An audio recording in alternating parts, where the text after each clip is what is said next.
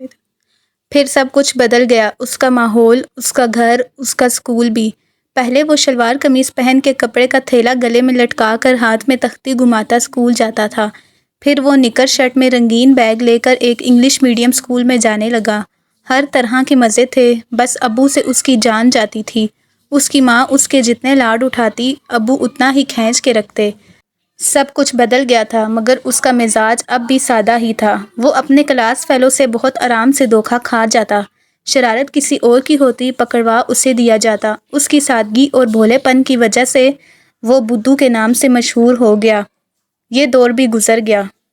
School کے بعد college میں آیا تو اس کا قد 6 فٹ تک پہنچ گیا تھا۔ اس کی گندمی رنگت اور بڑی بڑی سحر انگیز آنکھوں میں کچھ تو ایسا تھا کہ لڑکیاں دیوانہ وار اس کی طرف لپکتی تھیں۔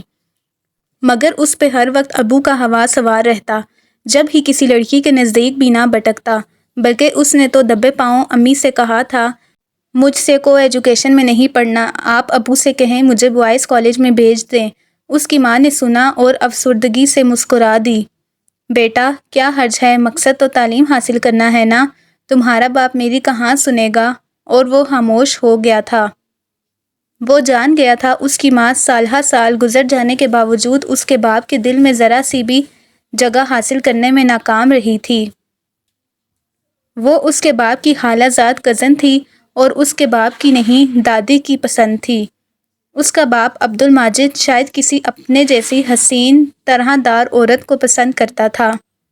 جب ہی اس کی ماں کو اس نے نہ کبھی عزت دی، نہ کبھی مخاطب کیا بھی تو طنز و حقارت اور نحوست سے۔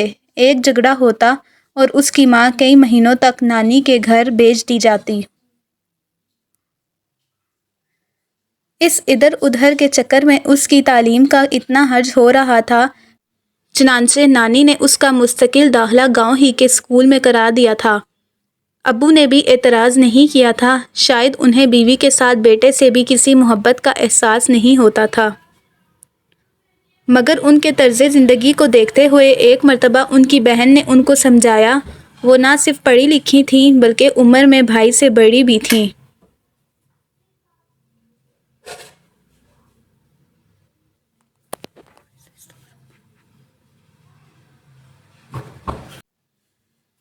تم نے اپنی زندگی کا کیا فیصلہ کیا عبدالماجد؟ ان کے سوال پہ وہ سخت مایوسی کے عالم میں بولے، مجھے کیا فیصلہ کرنا ہے؟ فیصلہ تو اماں کر چکی ہیں، برسوں قبل، وہ تو مر چکی ہیں۔ زبردستی صحیح، تم نے ان کا فیصلہ مانا بھی، لیکن اس کی سزا بیوی بچے کو کیوں دے رہے ہو؟ سزا تو میں خود کاٹ رہا ہوں، ایسی جاہل عورت پلے باندھی ہے میرے۔ وہ حسب عادت پھنکارنے لگے، سعیدہ ان پڑھ ضرور ہے ماجد، مگر سمجھدار ہے۔ پھر سب سے بڑھ کر تمہارے بیٹے کی ماں ہے۔ کس ماحول میں لاوارثوں کی طرح چھوڑا ہے تم نے اپنے بیٹے کو؟ جانا ہوا تھا میرا، یقین کرو مجھے بہت دکھ ہوا، وہ تمہارا بیٹا تو لگتا ہی نہیں ہے۔ پوری طرح اس ماحول میں رچ بس گیا ہے۔ وہ تمہاری اولاد ہے ماجد، تمہیں اس کا خیال کرنا چاہیے۔ تمہیں پڑھے لکھے ہو کر بھی اس بات کی سمجھ نہیں کہ ماں باپ کی لڑائی سے بچوں پر کتنا برا اثر پڑتا ہے۔ ان کی شخصیت ٹوٹ پھوٹ کا شکار ہو جاتی ہے۔ ایسے بچے جن کے والدین کی طرف سے سپورٹ حاصل نہیں ہوتی، وہ اپنی بقا کی جنگ کے لیے ہر صحیح و غلط کو اپنی زندگی میں اپلائی کرتے ہیں۔ وہ دیو بھی ہو سکتے ہیں اور معاشرے کے کرپٹ انسان بھی۔ تمہارا بچہ ابھی چھوٹا ہے، مگر اتنا بھی چھوٹا نہیں کہ رویے اس پر اثر انداز نہ ہوتے ہوں۔ وہ پیار اور نفرت کو بہت جلدی مارک کرتا ہوگا۔ اگر ایسا ہی رہا تو وہ اپنی عمر سے پہلے کم سنی کو پھلانگ جائے گا، اور ایسے بچے جو کم سنی سے یکدم عمر رسیدگی میں چلے جائیں، ان کی زندگی میں اگر سب کچھ ہو پھر بھی زندگی کے بے رنگی اور تلخی ختم نہیں ہوتی۔ اکیلا پن، غیر محفوظ ہونے کا احساس انہیں دل سے ہنسنے نہیں دیتا، اور آئی تھنک تم اپنے بیٹے کے لیے ہرگز یہ نہیں سوچ چاہو گے۔ ان کی بہن ان کی سوچ کلیئر کروا گئی تھی اور وہ واقعی لرز گئے۔ یہ اس کا نتیجہ تھا کہ وہ جا کر بیوی بچے کو گاؤں سے لے آئے، مگر ایسا کرتے ہوئے وہ یہ بھول گئے تھے کہ بیٹے کی شخصیت کو مضبوط بنانے کے لیے انہیں اپنی روش، اپنا انداز بھی بدلنا چاہیے، اور انہیں پتہ بھی نہ چلا ان کا بیٹا اگر کرپٹ انسان نہیں بھی بنا تو وہ دبو ضرور رہ گیا تھا۔ یہ اس سے محض چند دن پہلے کی بات تھی۔ اس سے اس روز لائبریری سے کچھ کتابیں ایشو کروانا تھی۔ اس سلسلے میں کچھ لیٹ ہو گیا، جبکہ امی کو کسی شادی میں شریک ہونا تھا۔ اسے خصوصی تاکید کی تھی جلدی آنے کی، مگر وہ بھول بیٹھا تھا۔ وہ مقررہ وقت سے جب 2 گھنٹہ لیٹ گھر پہنچا تو امی بےتابی سے اس کی منتظر تھیں۔ تم فریش ہو کر کھانا کھا لو بیٹا، پھر جیولر سے میری چوڑیاں لا دینا۔ اس انتظار میں بیٹھی ہوں صبح سے۔ آپا کے 2 فون آ چکے ہیں، ابھی تک پہنچے کیوں نہیں؟ آپ رسید لائیں، میں پہلے ادھر جاتا ہوں، کھانا آ کے کھا لوں گا۔ اور جب وہ رسید ہاتھ میں لیے شہر کے مشہور جیولر کی روشنیوں سے جگمگاتی دکان میں داخل ہو رہا تھا، اس کے بالکل سامنے ڈپارٹمنٹل اسٹور سے نکلتی سمرینہ کی نظر اس پہ پڑی تھی، اور محض ایک لمحہ لگا تھا اس کے شیطانی دماغ کو منصوبہ گھڑنے میں۔ اگلے لمحے وہ اس پہ عمل پیرا ہو گئی تھی۔ مستقیم نے جیولر کو رسید دکھا کر چوڑیوں کا تقاضا کیا تو دکاندار نے اسے نشست پہ بیٹھ کر انتظار کرنے کا کہا۔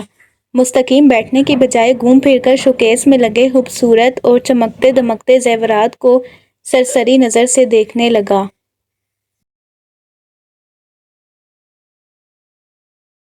سمرینہ وہیں کھڑی بریسلٹ نکال کر دیکھ رہی تھی۔ مستقیم بے دہانی میں چلتا ہوا جیسے ہی اس کے قریب پہنچا، اس نے ایک بریسلٹ اتنی صفائی سے سب کی نگاہ بچا کر سرعت سے مستقیم کی جیکٹ کے جیب میں ڈال دیا۔ وہ صورتحال کی سنگینی سے بے خبر، اپنے آپ میں مگن، اب جھک کر سرخ یاقوت سے مزین جراؤ کنگن مبہوت ہو کر دیکھ رہا تھا۔ سوری، مجھے کوئی ڈیزائن پسند نہیں آ سکا۔ اوکے فائن، پھر کبھی سہی۔ وہ کاندھے جھٹک کر سیلز مین سے مخاطب ہوئی۔ اس نے کندھے اچکائے تھے اور کیس بند کرنے لگا، مگر اگلے لمحے وہ ایک دم چونکنا ہوا تھا۔ 1 minute ma'am, if you don't mind, please یہاں آئیں۔ جی؟ سمرینہ، جو اسی صورتحال کی منتظر تھی، اس قدر تحیر سے پلٹی۔ اس کیس میں ایک بریسلٹ کم ہے، حالانکہ ابھی جب میں نے آپ کو دکھائے تھے تو… کیا مطلب؟ کہنا کیا چاہتے ہو آپ؟ کہ میں چور ہوں؟ وہ ایک دم بھڑک اٹھی۔ مستقیم بھی متوجہ ہو چکا تھا، مگر سمرینہ کے لیے اس کے تاثرات سرد ہی تھے۔ سوری، میں آپ کو بلیم نہیں کر رہا، مگر ہمیں آپ کی تلاشی تو لینا ہوگی۔ سیلز مین بے حد سبھاؤ سے اور محتاط ہو کر بات کر رہا تھا۔ نقصان اس کی موجودگی میں ہوا تھا۔ بریسلٹ لڑکی سے نہ ملنے کی صورت میں اسے بھگتنا پڑتا۔ دیکھیں، آپ میری توہین کر رہے ہیں مسٹر۔ میں ایک مہذب اور شریف شہری ہوں، ایک مل اونر کی بیٹی۔ مجھے کیا ضرورت ہے ایسی گھٹیا حرکت کرنے کی؟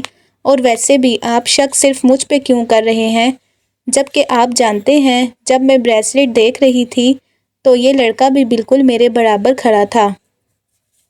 چور یہ بھی تو ہو سکتا ہے، آپ اس کی تلاشی بھی لیں۔ اس نے اتنی خوبصورتی اور چالاکی سے صورتحال بدلی تھی کہ مینیجر اور سیلز مین تذبذب کا شکار ہو گئے۔ مستقیم چکرا گیا تھا۔ اسے اپنے پیروں تلے سے زمین نکلتی ہوئی محسوس ہوئی۔ مینیجر کے اشارے پر سیلز مین نے تلاشی کے پہلے مرحلے میں بریسلٹ اس کی جیکٹ کی جیب سے برآمد کر لیا، اور اس حد تک حیران ہوا کہ اپنی صفائی میں ایک لفظ بھی نہیں کہہ سکا۔ اس کی پھٹی پھٹی نگاہ سمرینہ کی طرف اٹھی۔ وہ مسکراتی، اٹھلاتی، لہراتی دکان سے باہر نکل گئی۔ مینیجر نے فون کیا اور اگلے چند لمحوں میں پولیس پہنچ گئی۔ دیکھیے سر، پلیز یہ جھوٹ ہے، میرے خلاف سازش۔ میں… اوئے چپ کر، ثبوت جیب سے برآمد ہوا اور تو اسے سازش قرار دیتا ہے؟ حوالدار کے ہاتھ کا زناٹے دار تھپڑ اس کا گال سرخ کر گیا۔ اس کی ایک نہیں سنی گئی، اور بھرے بازار میں پولیس والے جب اسے ڈنڈے مارتے ہوئے لے جا کر گاڑی میں بیٹھے، اس روز احساس ذلت کے سبب وہ خود سے بھی نظریں نہیں ملا سکا تھا۔ وہیں جیل میں پہلی بار اس کی ملاقات ماکھے سے ہوئی تھی۔ ماکھے نے اس کی چپ کو توڑنے کی بہتری کوشش کی، یہاں تک کہ اس کی ہمدردی میں پولیس والوں کو گالیاں بھی دی اور اپنے لیے آئے کھانے، چائے وغیرہ کی بھی پیشکش کی، مگر وہ تو کسی اور ہی دنیا میں پہنچا ہوا تھا۔ زندگی میں پہلی بار اس کا خودکشی کرنے کا جی چاہا، مگر وہ خود پہ جبر کرتا رہا۔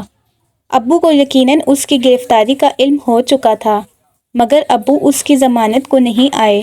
وہ جانتا تھا ابو کا پارا آسمان پر چڑھا ہوگا، مگر وہ غصہ الگ بات تھی، انہیں اس کی ضمانت تو کرانا چاہیے تھی۔ اس نے ماکھے سے موبائل لے کر اسی کے مشورے پہ گھر فون کیا تھا۔ اس کی بات امی سے ہو گئی تھی، جو اس کی آواز سنتے ہی رونا شروع ہو گئیں۔ آپ ابو سے کہیں نا، وہ میری ضمانت تو کرائیں، یہ قید بہت جان لیوا ہے میرے لیے۔ وہ اتنا بڑا ہو کر خود پہ ضبط کھو کر بچوں کی طرح رو پڑا تھا۔ منتیں کرتی ہوں دن رات میرے لال، تمہارا کیا خیال ہے میں سکون سے بیٹھی ہوں، مگر نہیں مانتے۔ وہ تو تمہاری شکل بھی دیکھنے کے روادار نہیں ہیں۔ خاندان میں، محلے میں، ہر جگہ تمہاری گرفتاری کی خبر پھیل گئی ہے۔ لوگ افسوس کے بہانے آ کر ان کو اور بھی اشتعال دلا جاتے ہیں تمہارے خلاف باتیں کر کے۔ وہ اتنا دل برداشتہ ہوا تھا کہ مزید کچھ بھی نہیں کہہ سکا اور فون بند کر دیا۔ صورتحال اس کی توقع سے کہیں بڑھ کر سنگین ہو چکی تھی اور وہ اس سے نالاں تھے۔ انہوں نے کبھی اسے سمجھا نہیں تھا، مگر اس کا مطلب یہ نہیں تھا کہ یوں قطع تعلق ہو جاتے۔ ماکھا اس سے پوچھتا رہا کہ کیا کہا گھر والوں نے، مگر اسے تو ایسی چپ لگ گئی تھی جو ٹوٹتی نہ تھی۔ وہ مزید ایک ہفتہ حوالات میں بند رہا۔ ماکھا کی ضمانت ہوئی تو اس نے اپنی دوستی اور وفاداری کا ثبوت فراہم کرتے ہوئے اپنا اثر و رسوخ استعمال کیا اور اس کو بھی رہا کرا دیا۔ وہ اس کا ممنون ہوا تو تھا، مگر شکریہ ادا نہیں کیا کہ ایسی صورت میں ماکھا پھر اس سے راہ رسم بڑھائے گا جو وہ نہیں چاہتا تھا۔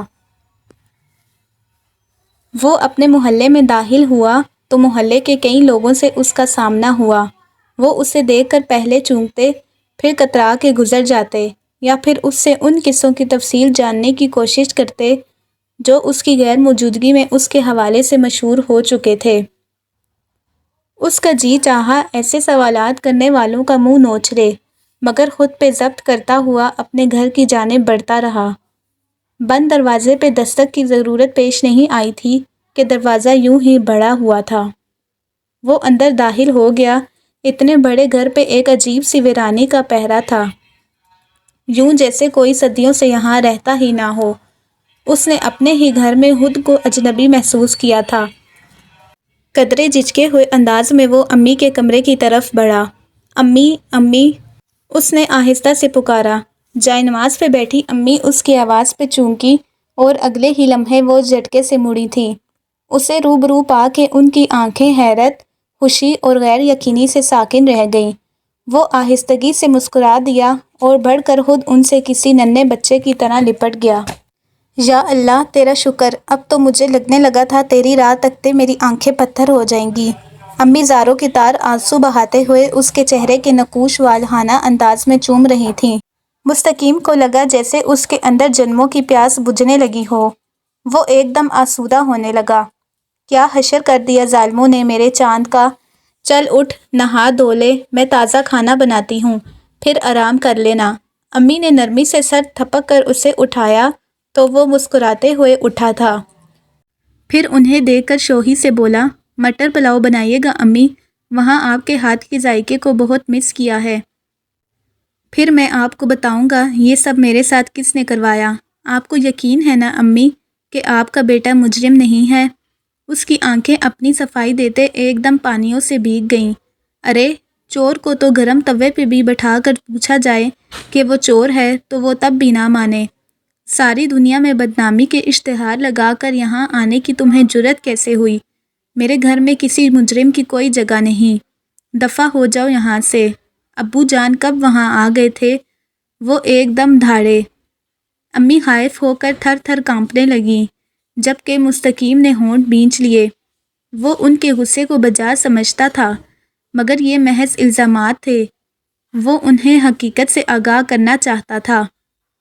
ابو، آپ تک جو اطلاعات پہنچی ہیں وہ غلط ہیں۔ میں اس کی بات ابو کا تھپڑ پڑنے کی وجہ سے ادھوری رہ گئی۔ انہوں نے ایک تھپڑ پہ اکتفا نہیں کیا، یکے بعد دیگرے اس کے چہرے پہ تمانچے برساتے چلے گئے۔ وہ چکرا گیا، جبکہ امی کو سکتہ سا ہو گیا تھا۔ اتنے فالتو ہیں لوگ جو بیٹھے تمہارے خلاف سازشیں کرتے ہیں۔ ہاں، احمق سمجھ رکھا ہے ہمیں، میں تمہیں شوٹ کرنے سے بھی گریز نہیں کروں گا، دفع ہو جاؤ یہاں سے۔ ابو اسے باہر کی طرف دھکا دینے لگے تو امی اس کے اور ابو کے بیچ میں آ گئیں۔ نہیں، خدا کا واسطہ ہے آپ کو، اسے یوں گھر سے مت نکالیں۔ کہاں جائے گا؟ اسے معاف کر دیں، سن تو لیں کیا کہنا چاہتا ہے۔ وہ دھاڑیں مار مار کر روتے ہوئے ابو کے سامنے ہاتھ جوڑ کر التجائیں کرنے لگیں، مگر وہ اس پل غیظ و غضب کی انتہاؤں پہ پہنچے ہوئے تھے۔ انہوں نے ایک الٹے ہاتھ کا تھپڑ امی کو بھی دے مارا۔ ان کی ناک سے خون بہنے لگا۔ خبردار، جو تم نے کوئی مداخلت کی، اس بڑھاپے میں چوٹی سے پکڑ کر گھر سے نکال دوں گا۔ اس کے ساتھ ہی ان کی دھمکی نے امی کو ساکن کر دیا، جبکہ مستقیم تڑپ اٹھا تھا۔ ابو سے اتنے شدید رد عمل کی اسے توقع نہیں تھی۔ امی تو اس قدر سہمی ہوئی تھیں گویا سانس لینا بھول گئی ہوں۔ امی آپ چلیں میرے ساتھ، میں ہرگز آپ کو یہاں نہیں رہنے دوں گا۔ وہ غم و غصے کی شدتوں سے کانپتا ہوا بولا، کچھ فیصلے ایکا ایک ہی ہوتے ہیں، یہ بھی ایسا ہی فیصلہ تھا۔ ابو نے ہنسی تمسخر اڑاتی نظروں سے اسے دیکھا اور امی کو دیکھ کر پھنکار کر بولے، ہاں ہاں لے جاؤ اپنی ماں کو بھی ساتھ، میں اپنے نام کی بیڑی سے اسے آزاد کرتا ہوں، پھر لے جانا۔ چور اچکوں کے رشتہ داروں سے میں خود بھی کوئی واسطہ نہیں رکھنا چاہتا۔ وہ پھٹی پھٹی آنکھوں سے ابو کو تکتی امی کے پاس آ کر انہیں اپنے بازو کے حلقے میں لیتے ہوئے ابو کے سامنے تن کر کھڑا ہو گیا۔ ٹھیک ہے، دیں میری ماں کو طلاق، ہم خود بھی آپ سے کوئی رشتہ کوئی تعلق نہیں رکھنا چاہتے۔ آپ جیسے خود پسند لوگ ساری زندگی اپنی ذات میں تنہا ہی گزارتے ہیں۔ وہ ایک بدلے ہوئے مستقیم کی شکل میں سامنے تھا۔ ابو کو اس کی ڈٹھائی اور بغیرتی پہ غش آنے لگے، جبکہ اس کے الفاظ پہ امی جیسے ہڑبڑا کر حواسوں میں لوٹ آئیں۔ مستقیم، وہ چیخیں، شرم سے ڈوب مر، بڑھاپے میں ماں کو طلاق دلوا رہے ہو؟ وہ بھبک کے رو پڑی۔ بے بسی، بے کسی، ذلت اور شرم کی انتہاؤں کو چھوتے ہوئے وہ سخت مضطرب ہو گیا۔ انہوں نے اس کے ہاتھ جھٹک دیے، جاؤ، چلے جاؤ یہاں سے مستقیم، چلے جاؤ، میں سمجھ لوں گی تم پیدا ہوتے ہی مر گئے تھے۔ مستقیم صدمے اور غیر یقینی سے گھنگ ہو گیا، جبکہ ابو کے چہرے پہ طنز اور تمسخر کے ساتھ اس مقام پہ ملنے والی فتح کا احساس بھی اترا تھا۔ بس سن لیا، ہو گئی تسلی، اب اپنے کالے کرتوتوں کے ساتھ شکل گم کرو۔ انہوں نے اس کی آنکھوں میں جھانک کر حقارت سے کہا۔ اس نے دھندلائی ہوئی نظروں سے پہلے ابو کو دیکھا، ان کے چہرے پہ تلخی و درشتی تھی، پھر اس کی نگاہیں امی پہ جا ٹھہریں۔ وہ ہاتھوں میں چہرہ ڈھانپے رو رہی تھیں۔ شاید اس نے انہیں دکھ دیا تھا اور اب وہ اسے معاف کرنے کو تیار نہیں تھیں۔ انہوں نے بھی اسے جانے کا کہہ دیا تھا، یعنی اب اس گھر میں کہیں بھی اس کے لیے جگہ نہیں تھی، اور یہ احساس بہت جان لیوا تھا۔ وہ واپسی کو مڑا، اس کے قدموں میں لڑکھڑاہٹ تھی۔ دکھ کی شدید لہر اس کے اندر اتر آئی تھی۔ ابو کے ساتھ جب امی نے بھی ٹھکرایا تو وہ جیسے خود سے بچھڑ گیا۔ وہ گھر سے نکلا تو شام رات میں ڈھل رہی تھی۔ وہ محلے کے جانے پہچانے منظر کسی اجنبی کی نظر سے دیکھتا آگے بڑھتا رہا۔ وہ ساری رات چلتا رہا اور تھکا نہیں کہ روح کی تھکن وجود کی تھکن پہ غالب تھی۔ صبح ہوئی تو وہ ایک پارک کے بینچ پر گر کر بے سدھ ہو گیا۔ آنکھ اس وقت کھلی جب سورج کی تیز شعاؤں نے اس کے چہرے کو جھلسایا۔ ایک ہی زاویے پہ پڑے رہنے سے اس کے اعصاب مفلوج ہو رہے تھے، مگر اس سے بھی شدید احساس پیٹ میں دہتے الاؤ کا تھا۔ اس نے جانے کتنے دنوں سے ڈھنگ سے کھانا نہیں کھایا تھا۔ پارک سے نکل کر وہ ایک چھپڑ ہوٹل تک آ گیا۔ اس کی جیب میں 20 روپے تھے۔ یہ پیسے ماکھے نے زبردستی اس کے جیب میں ٹھونس دیے تھے کہ گھر جانے کا کرایہ رکھ لو۔ وہ دال روٹی کا آرڈر کر کے بان کی چارپائی پہ بیٹھ گیا۔ تب ہی جانے کس طرف سے نکل کر ماکھا وہیں بہت ہی پرجوش انداز میں آ کر اس سے بغل گیر ہو گیا۔ اوئے شہزادے، تو کدھر؟ شیر جوانہ، یہاں لوگ غالباً کھانا کھانے آتے ہیں۔ ماکھے کے برعکس اس کا انداز سرد مہر تھا، مگر ماکھا پھر بھی خفت کا شکار نہیں ہوا، ڈٹھائی سے ہنسنے لگا۔ تجھے پتہ ہے شہزادے، نخرہ بھی جچتا ہے تجھ پہ۔ وہ منہ پہ موجود پان چباتے ہوئے بولا۔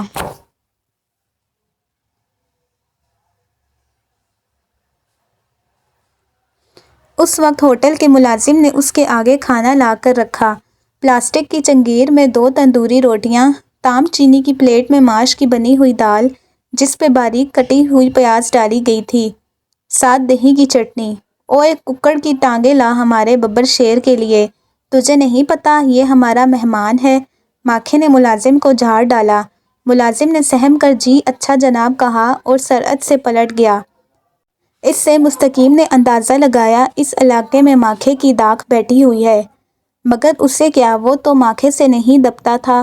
اس نے ٹرے اپنی جانب گھسیٹی اور کھانے لگا۔ ماکھا گہری نظروں سے اسے کھاتے دیکھنے لگا۔ گھر والوں نے نکال دیا تجھے؟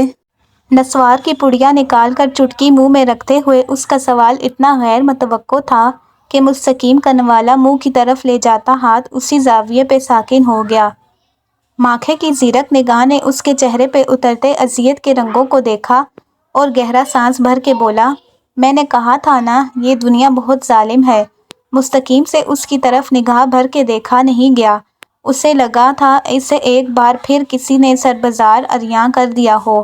وہ ایک دم اٹھا اور ماکھے کو نظر انداز کرتا آگے بڑھتا چلا گیا۔ سارا دن قہر چھائی رہی۔ آسمان پہ گہرے بادل ہونے کی وجہ سے زمین کے مکین سورج کی ایک جھلک بھی نہ دیکھ سکے۔ تیز برفیلی ہوائیں نیزوں کی مانند جسم میں پیوست ہوئی تھیں۔ اس کا وجود تھکن اور بخار سے جلتا رہا۔ پچھلے 6 گھنٹے اس نے لگاتار کام کیا تھا۔ اس کے سامنے پھیلا 3 کنال کے گھر کی دوسری منزل ابھی زیر تعمیر تھی اور اسی میں اس نے آج مزدوری کی تھی۔ پیٹ کا دوزخ ایندھن مانگتا تھا اور اس کی جیب میں پھوٹی کوڑی بھی نہیں تھی۔ ہاتھ پھیلانا اور چھیننا اس کی سرشت میں نہیں تھا۔ یہی وجہ تھی کہ وہ یہ دونوں کام نہیں کر سکا۔ حالانکہ ماکھے نے سمجھانے کے ساتھ ساتھ اپنے ساتھ شامل ہونے کا مشورہ بھی دیا تھا، مگر وہ اس راہ کا مسافر نہیں تھا۔ ابھی اس نے اپنے مستقبل کے حوالے سے کچھ نہیں سوچا تھا۔ فی الحال وہ 3 وقت کی روٹی کی فکر میں تھا اور اس سلسلے میں آج ایک مزدور کی حیثیت سے جان توڑ رہا تھا۔ اس چند گھنٹے کی مزدوری میں اس نے واضح طور پر یہ محسوس کیا تھا کہ اس کے ساتھی مزدور اس سے اضافی مشقت لے رہے ہیں۔ اینٹوں سے بھری ریڑھی وہ اوپر لے کر جاتا تو واپسی پہ اس کی ریڑھی میں ماربل بھر دیا جاتا۔ اسے غصہ تو آیا مگر وہ ضبط کھونا نہیں چاہتا تھا۔ جب ہی حوصلہ اور برداشت کو آزماتا، مگر یہ برداشت، یہ حوصلہ اس وقت اس کا ساتھ چھوڑ گیا تھا جب دن بھر کی جان کہیں کے بعد اجرت ملنے کا وقت آیا۔ ہتھیلی پہ رکھے جانے والے 10 کے 10 نوٹوں کو اس نے تحیر سے دیکھا۔ وہ اس بات سے اچھی طرح آگاہ تھا مزدور کی ایک دن کی دہاڑی 150 روپے تھی۔ یہ کم ہے، مجھے میری پوری اجرت چاہیے۔ نوٹ واپس کرتے ہوئے اس نے تحمل سے ٹھیکیدار کو مخاطب کیا۔ اس کے چہرے کے زاویے اس فرمائش کو سن کر بگڑ گئے۔ اتنے مل گئے ہیں نا، غنیمت سمجھو۔ کیا میں نے تمہیں نہیں بتایا تھا کہ ہمارے محسوس مزدور ہیں اور ہم کمیشن؟ مگر میں اس کھیپ میں شامل نہیں ہوں تو میں کمیشن بھی نہیں دوں گا۔ جب کام میں کمی نہیں تو مجھے اجرت بھی پوری چاہیے۔ اس کا مطالبہ ناجائز نہیں تھا، مگر ٹھیکیدار کو جانے کیوں اس کی اپنے حق میں اٹھاتی آواز مشتعل کر گئی۔ اوئے تمیز سے بات کر لونڈے، ورنہ زبان گدی سے کھینچ لوں گا۔ کیوں کھینچ لو گے زبان؟ زرخرید غلام ہوں تمہارا، سمجھتے کیا ہو اپنے آپ کو؟ اسے بھی غصہ آ گیا۔ کھڑی کھڑی سنائی۔